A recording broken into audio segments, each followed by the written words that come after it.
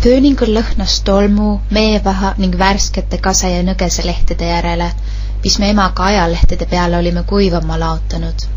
Elektrit pööningul ei olnud. Valgus tuli sisse vaid seinapalkide vahelt ja väikesest aknast, kust paistis kaugele üle metsatuka, põllu ja ojani välja. Kärt, mis sa seal pööningul teed? Me mängime vanaisaga peitust. Vanaisaga? Ma saatsin vanaisa 10 minutit tagasi turule ära Barberi ostma. Nii pole aus. Ta ei saa mängust välja minna, enne kui on mind üles leidnud.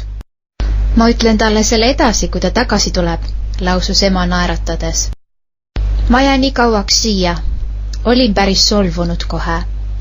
Ega sul seal igav ei hakka? Ei hakka. Tegelikult natuke hakkas küll. Aga kangekaelne nagu ma olen, alla ma ka enne ei lähe, kui vanaisa mängus tagasi on. Või siis, kui Barberi kook valmis saab.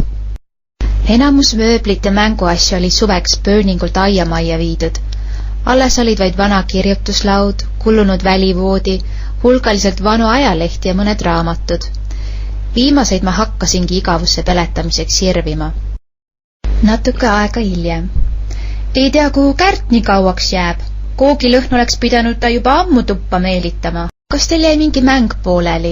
Küsis ema kahtlustavalt. Korraga hakkas vanaisal hirmus kiire. Ta vaatas voodi alla, kapi taha ja isegi vannituppa, kuni viimaks taipas pööningule minna. Sul läks otsimisega ikka päris palju aega, vanaisa. No jah, ma kooki tahad. Vanaisa, ma leidsin siit mõned raamatud.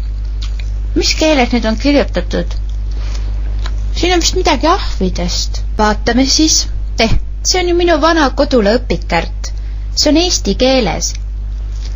Kuidas nii? Miks siis mina mitte millestki aru ei saa? Ja ma ju oskan lugeda, vanaisa. Ma oskan.